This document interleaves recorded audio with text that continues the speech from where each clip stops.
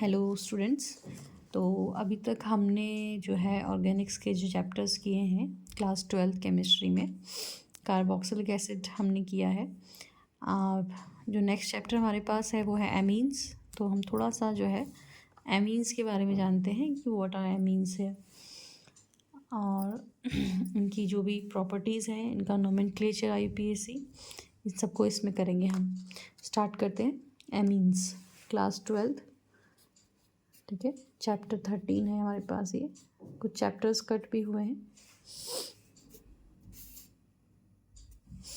तो एमीन्स क्या होते हैं? ठीक है, अमोनिया हमको पता है, अमोनिया इज़ NH3। तो अमोनिया NH3 इसके स्ट्रक्चर के बारे में भी हमने पढ़ा हुआ है। जब हम इसमें से एक हाइड्रोजन को रिमूव करते हैं और यहाँ पर जो है कार्बन इंट्रोड्यूस करते हैं, तो यहाँ से एक हाइड्रोजन को हमने हटाना है और एक कार्बन को हमने इसमें ऐड करना है, कार्बन का, ठीक है, समूह। तो यहाँ पर ये जो हमको ऐसा करने से मिलता है इसे हम कहते हैं एमीन, NH2 ग्रुप। तो amines are basically what, NH2 group. And ये जो बॉन्ड है इसको हमने फ्री छोड़ा हुआ है कि ये आगे किसी भी कार्बन की चेन से जुड़ा हुआ हो सकता है। तो इस तरीके से हमने एमीन्स को समझना है। हम इसमें से एक हाइड्रोजन भी हटा सकते हैं। अगर हमने एक हाइड्रोजन हटाया तो ये पहला हमारा जो बना CH3NH2, ठीक है, ये हमारा प्राइमरी एमीन है। इसका नाम है मिथाइल एमीन। ये प्राइमरी एमीन और मिथाइल एमीन, प्राइमरी का मतलब जो नाइट्रोजन है वो एक चेन से जुड़ा हुआ है, तो इसे प्राइमरी भी कहते हैं, 1 डिग्री। अगर एक हाइड्रोजन को और रिमूव कर दें यहाँ से हम और एक CH3 और लगा दें इस पर, उस हाइड्रोजन की जगह पे, तो आप देख रहे हैं 2 हाइड्रोजन है, 2 में से एक को हम हटा देंगे तो यहाँ पर एक CH3 और एक CH3 एक हाइड्रोजन को हटाने पर और NH। और हमें ये भी पता है कि नाइट्रोजन पे क्या होता है, इसमें लोन पेयर होता है। ठीक है, यह आपने पहले पढ़ा है क्लास 11th में NH3 का स्ट्रक्चर। तो यहाँ पर ये देखिए, ठीक है, ये हमारे पास जो बन के आया डाइमिथाइल अमीन है, ये एक सेकेंडरी अमीन है। यहाँ पर जो नाइट्रोजन है वो 2 CH3 ग्रुप से जुड़ा हुआ है, इसलिए सेकेंडरी अमीन कहते हैं इसको। और यहाँ पर 2 मिथाइल ग्रुप हैं, इसलिए इसका नाम डाइमिथाइल अमीन है, डाइमिथाइल अमीन। इसी तरीके से हम चाहें तो इसका तीसरा हाइड्रोजन भी हटा सकते हैं और उस तीसरे हाइड्रोजन की जगह पे जो है CH3 इंट्रोड्यूस कर सकते हैं। ठीक है, और जब हम ऐसा करेंगे तो वो हमारे लिए क्या होगा, एक टर्शरी अमीन बन के तैयार हो जाएगा। तो एमीन्स जो है बेसिकली क्या है, जब कार्बन पर जो है NH2 ग्रुप होता है तो हम उसे जो है एमीन्स कहते हैं। ठीक है, अब हमने इनके बारे में पढ़ना है, प्राइमरी, सेकेंडरी और टर्शरी आपने देख लिया। अगर आप चाहते हैं कि टर्शरी का स्ट्रक्चर कैसा होता है तो tertiary is like this. Tertiary इस तरीके से होगा कि जो नाइट्रोजन है इस पर जो है 3 तरफ से जो है CH3 ग्रुप, ठीक है, देखने को मिलेगा हमको। और इस नाइट्रोजन पे एक लोन पेयर है, नाइट्रोजन की वैलेंसी 3 होती है, तो यानी कि 3 बॉन्ड ये बना रहा है, तो ये एक टर्शरी अमीन है।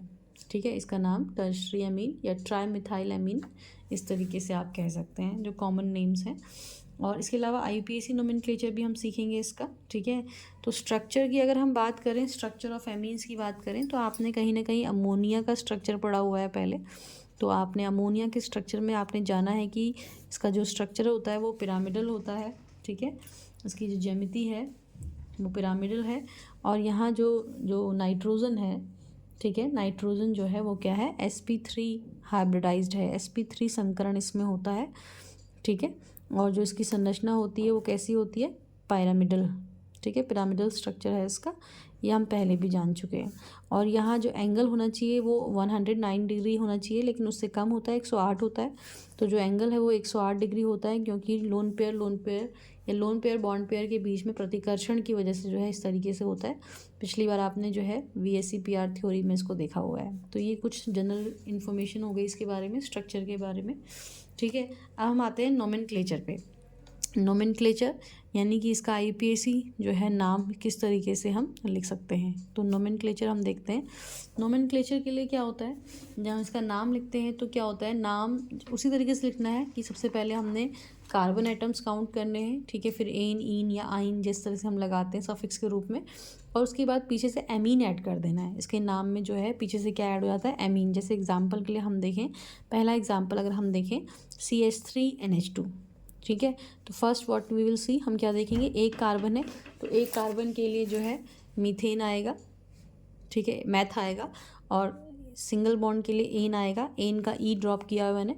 एमीन, ये ग्रुप एमीन है तो यहाँ से पीछे से एमीन आ जाएगा, मीथेनामीन इसका नाम हो जाएगा। तो जब IUPAC नेम लिखते हैं तो हम इस तरीके से देखते हैं कि पहले कितने कार्बन हैं, फिर सिंगल बॉन्ड, ठीक है, एन लगाते हैं और उसका ई हम ड्रॉप करते हैं और इसके लिए एमीन पीछे से ऐड कर देते हैं, तो इसका नाम जो है वो जाता है मीथेनामीन। इस तरीके से आप लोग देख सकते हैं, ठीक है। इसी तरीके से और भी केसेस हैं हमारे पास जहाँ पर हम, ठीक है, नाम लिख सकते हैं। अगर मान लीजिए ये तो सिंपल केस है, जैसे ऐसे ही अगर दूसरा केस देखें CH3 CH2 NH2, तो आप इसका जब नाम लिखेंगे तो यहाँ 2 कार्बन है, 2 कार्बन के लिए एथ आ जाएगा, एन आ जाएगा, कार्बन कार्बन के बीच में सिंगल बॉन्ड है, और उसके बाद एमीन आ जाएगा, तो इसका नाम हो जाएगा इथेनामीन, ठीक है। लेकिन अगर इस तरीके का हमारे पास हो कि नाइट्रोजन बीच में आ जाए, ठीक है, NH सेकेंडरी जो हम देखते हैं ना, CH3, और इस तरफ जो है CH2 CH3, तो आप देख रहे हैं कि जो नाइट्रोजन है वो 2 तरफ से कार्बन चेन से जुड़ा है, तो एक सेकेंडरी हमारे पास एमीन है ये, ठीक है। अब इसका नाम किस तरीके से लिखा जाएगा, तो हमेशा क्या होता है जब इस तरह की कंडीशन आती है कि 2 तरफ से कार्बन की चेन हो, तो आप जो लंबी कार्बन की चेन है उसे प्राइमरी यानी कि प्रिंसिपल चेन चुनेंगे, ठीक है, और जो एक सिंगल चेन या छोटी कार्बन की चेन है उसे साइड चेन की तरह देखा जाएगा, ठीक है। ये साइड चेन है और ये मेन चेन है, इस तरीके से आप जो है देखेंगे। और मेन चेन में जितने कार्बन हैं, ठीक है, उसके नाम से नाम आ जाएगा, एथ आ जाएगा, ठीक है ना, और दोनों के बीच में सिंगल बॉन्ड एन आ जाएगा, एमीन ग्रुप है ही तो इथेनामीन हो जाएगा। और ये जो साइड चेन है ये नाइट्रोजन से लगी हुई है, तो इस साइड चेन का नाम आगे से आएगा, किस तरीके से आएगा, एन मिथाइल, ठीक है। ये मिथाइल ग्रुप है और नाइट्रोजन से जुड़ा हुआ है, तो एन मिथाइल इथेनामीन, इस पूरे के लिए इथेनामीन हो गया, और इस साइड चेन के लिए नाइट्रोजन से जुड़ने की वजह से एन मिथाइल हो गया। तो इस तरीके से नेमिंग जो है IUPAC में इसके लिए की जाती है।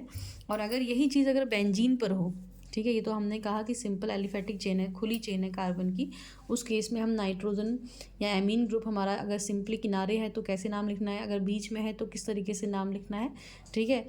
और अगर हमारे पास जो है यही ग्रुप जो है बेंजीन पर लगा हुआ है, ठीक है, एरोमेटिक कंपाउंड है, तो ये हमारे पास जो है इसका नाम है बेंजीनामीन, ठीक है, बेंजीनामीन, और या फिर एनिलीन, इसको कॉमनली हम एनिलीन के नाम से ज़्यादा जानते हैं, ठीक है। तो ये 2 नाम इसके हैं, इस तरीके से आप जो है नेमिंग कर सकते हैं, ठीक है। तो ये हमारे पास नेमिंग का तरीका है। और भी अगर आपको कुछ क्वेश्चंस देखने हो, जैसे टर्शरी का भी नाम आप ले सकते हैं, जब टर्शरी की बात आएगी तो वहाँ भी वही केस चलेगा, ठीक है। आप इसको इस तरीके से नेमिंग करेंगे कि आपकी जो लॉन्ग चेन होगी जिसमें ज़्यादा कार्बन होंगे उसको आप मेन चेन लेंगे, और जिसमें शॉर्ट जब कम कार्बन होंगे, ठीक है, उसको आप क्या ले लेंगे, उसको आप जो है एज अ साइड चेन ले लेंगे, ठीक है। तो इस तरीके से नेमिंग आपने सीखनी है। अब है प्रिपरेशन ऑफ एमीन्स, ठीक है, प्रिपरेशन के क्या क्या तरीके हैं थोड़ा थोड़ा करके हम इनको पढ़ेंगे, क्योंकि बहुत सारी रिएक्शंस जब एक साथ हो जाती हैं तो हमें कन्फ्यूज़न होने लगता है, ठीक है। एमीन्स थोड़ा डिफरेंट है, अभी तक हमने जो चैप्टर्स पढ़े हैं, ठीक है। डिफरेंट क्या है, different only in this sense कि यहाँ पे हम नाइट्रोजन है तो उसका स्ट्रक्चर, उसका जो प्रॉपर्टीज़ हैं वो उसके अकॉर्डिंग हो गई, ठीक है। तो पहला जो हमारे पास प्रिपरेशन का तरीका है वो है रिडक्शन ऑफ नाइट्रो कंपाउंड्स। किसका रिडक्शन करना है, किसका अपचयन करना है, हमने अपचयन है ये, ठीक है। अपचयन किसका करना है, नाइट्रो कंपाउंड्स का। आपको पता है नाइट्रो ग्रुप कौन सा ग्रुप होता है, NO2 ग्रुप का अपचयन करना है। तो किस तरीके से अपचयन करेंगे, देखिए हमने कोई भी एग्जांपल जैसे ले लिया CH3 CH2 NO2, this is ethyl nitro ethane, ठीक है। तो इसका अगर हमें अपचयन यानी कि इसको हम हाइड्रोजन अवेलेबल कराएंगे, अपचयन और कोई अपचायक इस्तेमाल करेंगे, ठीक है, रिड्यूसिंग एजेंट होगा। तो जो रिड्यूसिंग एजेंट है वो हमारे पास यहाँ पर है FeHCl की प्रेजेंस में, या फिर SN10 HCl की प्रेजेंस में, कॉन्सेंट्रेट है ये, ठीक है, कॉन्सेंट्रेट और कॉन्सेंट्रेट ले सकते हैं। तो इन दोनों में से हम किसी का भी इस्तेमाल करेंगे, और लगा सकते हैं आप यहाँ पे, तो इससे क्या होगा, नाइट्रो ग्रुप का अपचयन हो जाएगा, यानी कि NO2 ग्रुप किस में बदल जाएगा, NH2 ग्रुप में बदल जाएगा। NO2 ग्रुप जो है NH2 ग्रुप में बदल जाएगा और क्या बन जाएगा, एमीन बन के तैयार हो जाएगा। तो पहला जो मेथड है वो है नाइट्रो ग्रुप का अपचयन करने पर, और अपचयन के लिए जो हमारे पास अपचायक हैं यहाँ पर, वो अपचायक कौन से ग्रुप हैं, वो है Fe in presence of concentrate HCl और SN in presence of concentrate HCl। निकल की प्रेजेंस में भी हम कर सकते हैं, निकल एक कैटलिस्ट होता है, तो निकल का भी इस्तेमाल आप कर सकते हैं, निकल कैटलिस्ट से भी जो है काम हो सकता है, ठीक है। तो ऐसा ध्यान रख सकते हैं आप। इसके अलावा जो दूसरा मेथड हमारे पास है वो है अमोनोलाइसिस। जो सेकंड मेथड है वो है ammonolysis of alkyl halides. Alkyl halides क्या होते हैं, एल्काइल का मतलब कार्बन, ठीक है। और हैलाइड्स का मतलब Cl, Br, ब्रोमीन ग्रुप, इस तरीके से इनका अमोनोलाइसिस करने का मतलब है इसमें अमोनिया में इनको हम डाल दें। तो अमोनिया हमने लिया एक्सेस में, ज़्यादा अमाउंट में लिया है, ठीक है। अमोनिया में डालने पर क्या होगा, यहाँ पर जो ये Cl ग्रुप है, ठीक है ना, ये Cl ग्रुप जो है यहाँ से हट जाएगा और इसकी जगह पर जो है क्या आ जाएगा, NH2 ग्रुप। तो इसकी जगह पे CH3 NH2 ग्रुप आ जाता है। और ये जो Cl है यहाँ एक्सेस में लिया है हमने, ज़्यादा लिया है, तो यहाँ पर क्या होता है, ये जो Cl है वो NH4Cl के रूप में यहाँ से निकल जाएगा। तो सेकंड मेथड हमारे पास है ammonolysis of alkyl halides. Alkyl halides क्या होते हैं, ठीक है, halogen group on carbon chain, ठीक है। तो एल्काइल हैलाइड्स देखे हैं आपने पहले भी। हम अमोनिया, एक्सेस ऑफ अमोनिया लेंगे तो यहाँ से Cl जो है वो अमोनियम क्लोराइड के रूप में निकल जाएगा और एक NH2 ग्रुप जो है Cl की जगह पे आ जाता है। इसे अमोनोलाइसिस ऑफ एल्काइल हैलाइड्स कहते हैं। ये भी एक इंपॉर्टेंट रिएक्शन है, ठीक है।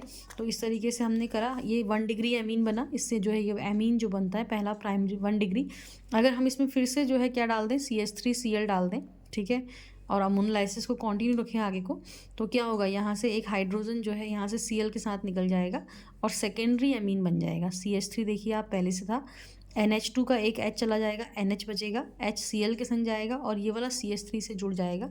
तो इस तरीके से एक सेकेंडरी एमीन बनेगा। फिर से अगर हम इसमें एक अल्काइल हैलाइड डाल दें यानी कि CH3Cl, तो फिर से एक H यहाँ से निकल जाएगा और एक टर्शरी जो है एमीन देखने को हमको मिल जाएगा। तो प्राइमरी, सेकेंडरी और टर्शरी तीनों तरह के एमीन्स जो है हम अमोनोलाइसिस से या इस मेथड से बना सकते हैं, ठीक है। तो हमारे पास ये मेथड आ गया। प्रिपरेशन के 2 मेथड्स हैं।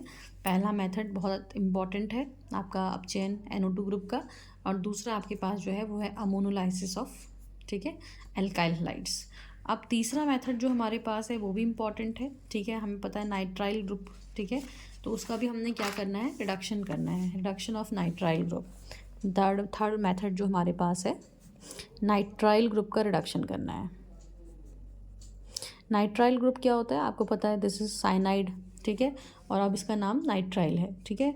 तो इसका रिडक्शन हम कर रहे हैं। देखिए रिडक्शन के लिए फिर से वही रिड्यूसिंग एजेंट है हमारे पास। कौन कौन से रिड्यूसिंग एजेंट हम इस्तेमाल कर सकते हैं इस केस में, देखिए पहला तो आपके पास वही निकिल है, ठीक है। आप इसका रिडक्शन कर देंगे, इसको हाइड्रोजन प्रोवाइड करेंगे निकिल की उपस्थिति में, निकिल कैटालिस्ट की उपस्थिति में।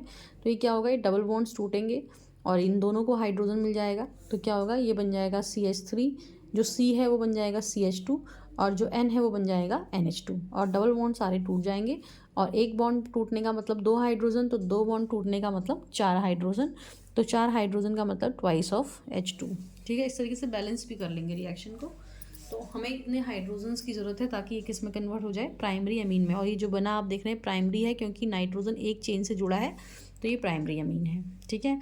नेक्स्ट हमारे पास जो रिएजेंट है, इसके अलावा जो रिएजेंट हम इस्तेमाल कर सकते हैं, आपको याद होना चाहिए जितने भी रिड्यूसिंग एजेंट होते हैं, तो लिथियम एल्यूमिनियम हाइड्राइड एक स्ट्रॉन्ग रिड्यूसिंग, LiAlH4 एक स्ट्रॉन्ग रिड्यूसिंग एजेंट है, ठीक है, अपचायक है ये, इसका भी इस्तेमाल कर सकते हैं, लेकिन ये एक्सपेंसिव होता है, महंगा होता है। तो इसकी जगह पे जो है हम इसका यहाँ पर किसका इस्तेमाल कर सकते हैं, यहाँ पर जो है मरकरी, ठीक है, सोडियम मरकरी का इस्तेमाल, ठीक है, किसकी उपस्थिति में, अल्कोहल C2H5OH की उपस्थिति में कर सकते हैं। ये सब की उपस्थिति से क्या हो जाएगा, आपका जो नाइट्राइल ग्रुप है वो NH2 ग्रुप में बदल जाएगा, ठीक है। तो ये हमारे पास है रिडक्शन ऑफ नाइट्राइल ग्रुप, ठीक है। रिड्यूसिंग एजेंट मैंने आपको बता दिए, निकल या फिर लिथियम एल्यूमिनियम हाइड्राइड या फिर सोडियम मरकरी अल्कोहल की उपस्थिति में, इस तरीके से हो सकता है। थर्ड हमारे पास जो रिएक्शन है वो अमाइड ग्रुप का जो है, ठीक है, रिडक्शन करने पर है। अमाइड ग्रुप क्या होता है, यहाँ पर देखिए हम ज़्यादा रिएक्शन जो है वो रिडक्शन रिएक्शन कर रहे हैं, ठीक है। अमाइड जो ग्रुप है उसका नाम, ठीक है, अमाइड जो ग्रुप है वो है CONH2 ग्रुप, तो इसे हम अमाइड ग्रुप कहते हैं। आप याद रखेंगे कि CONH2 group is amide group. तो हम यहाँ पे अमाइड ग्रुप ले रहे हैं CH3CONH2 और इसका जो है रिडक्शन कर रहे हैं, ठीक है। और इस बार जो रिडक्शन हम यहाँ पे कर रहे हैं वो स्ट्रॉन्ग रिड्यूसिंग एजेंट ले रहे हैं, लिथियम एल्यूमिनियम हाइड्राइड, ठीक है। तो रिडक्शन करने पर क्या होगा, ये ऑक्सीजन यहाँ से रिमूव हो जाएगा, इस कार्बन को हाइड्रोजन अवेलेबल हो जाएंगे और ये कार्बन जो है किस में कन्वर्ट हो जाएगा, CH2 में, ऑक्सीजन यहाँ से निकल जाएगा और NH2 ऑलरेडी यहाँ पर है, तो ये प्राइमरी अमीन फिर से हमारे पास बन के तैयार हो जाएगा, ठीक है। तो रिडक्शन ऑफ अमाइड ग्रुप भी है हमारे पास, ठीक है। इसके बाद हमारे पास जो 2 रिएक्शंस हैं, they are very very important reaction because they are name reactions हैं। तो इसके बाद जो 5वां मेथड हमारे पास है वो हमारे पास है हॉफमैन ब्रोमामाइड डिग्रेडेशन। हॉफमैन ये दोनों आपने बिल्कुल अच्छे से याद कर लेनी है, क्योंकि ये नेम रिएक्शंस हैं, तो ये नेम रिएक्शन के रूप में भी, ठीक है, आती हैं। डिग्रेडेशन का मतलब होता है कमी, यानी कि एक कार्बन की कमी हो जाएगी, ठीक है। तो हॉफमैन ब्रोमामाइड डिग्रेडेशन रिएक्शन देखिए क्या है। इसमें भी हम अमाइड ग्रुप का इस्तेमाल करते हैं, CH3CONH2, ये हमने अमाइड लिया है, लेकिन हमारा जो रिएजेंट है वो अलग है। रिएजेंट है Br2 + NaOH, सोडियम हाइड्रोक्साइड और ब्रोमीन, ठीक है, हम ले रहे हैं। तो जब हम इसको लेंगे तो क्या होगा, यहाँ पे आप देख रहे हैं 2 कार्बन है, और हमारा जो एमीन बनेगा वो 1 कार्बन वाला बनेगा, इसीलिए इसका नाम जो है डिग्रेडेशन। डिग्रेडेशन का मतलब है कार्बन में कमी आती है, ठीक है। तो हॉफमैन डिग्रेडेशन रिएक्शन है, CH3NH2 बनता है, और बाकी चीज़ यहाँ से क्या होती है, रिमूव हो जाती है। किस तरीके से आती हैं, बाकी जितनी भी चीज़ें हैं वो रिमूव होती हैं। सोडियम कार्बोनेट, सोडियम ब्रोमाइड, जो ब्रोमीन है वो निकलेगा NaBr के रूप में, ठीक है, और बाकी जितनी भी चीज़ें हैं वो H2O के रूप में यहाँ से निकल जाती हैं। तो ये वेरी इंपॉर्टेंट रिएक्शन है, ठीक है, हॉफमैन ब्रोमाइड डिग्रेडेशन रिएक्शन। इसमें आपने ध्यान रखना है कि प्राइमरी अमीन ही बनके तैयार हो रहा है, अभी तक आप लोग देख रहे हैं, और ये जो प्राइमरी अमीन बन रहा है ये आपका अमाइड से बन रहा है, ठीक है। और ये जो अमाइड है अगर 2 कार्बन वाला है, ऑब्वियस सी बात है 2 कार्बन वाला होगा ही होगा, तो इसमें क्या होगा, 1 कार्बन वाला आपके पास जो है क्या बन के तैयार होगा, एमीन, इसलिए इसका नाम डिग्रेडेशन, हॉफमैन ब्रोमाइड डिग्रेडेशन है। Very very important reaction. Next name reaction जो हमारे पास है वो भी बहुत इंपॉर्टेंट है, ठीक है, and that is Gabriel phthalimide reaction. Gabriel थोड़ा सा बड़ी भी है, आपको याद करने में इसका स्टेप आपको ध्यान रखना पड़ेगा। Gabriel phthalimide reaction step wise है। तो यहाँ पर हम क्या लेते हैं, थैलामाइड लेते हैं। अमाइड ग्रुप आप सुन रहे हैं, थैलामाइड, अमाइड पीछे से आ ही रहा है, मोस्ट इज PH TH, ठीक है, यहाँ पे PH साइलेंट है। तो गैब्रियल थैलामाइड, थैलामाइड क्या है, देखिए बेंजीन पर इस तरीके से CONH ग्रुप, ठीक है, 2 इस तरीके से जो है आपस में, इसको हम थैलामाइड कहते हैं, PHTHALAMIDE, थैलामाइड, ठीक है। अब इसकी रिएक्शन हम किससे कराएंगे, सबसे पहले जो इसकी रिएक्शन है वो कराएंगे KOH से, ठीक है। तो यहाँ से क्या होगा, यहाँ से जो H है वो K से रिप्लेस हो जाएगा, ठीक है, इस K से, और देखिए क्या बन जाएगा, जब ये K से रिप्लेस होगा तो ये हो जाएगा CO और N, और यहाँ से H निकल गया, उसकी जगह K आ जाएगा, HOH के साथ चला जाएगा, ऑब्वियसली बात है, K+N- जो भी आपके, पोटेशियम थैलामाइड बन जाएगा, ठीक है। ये क्या है, पोटेशियम थैलामाइड है।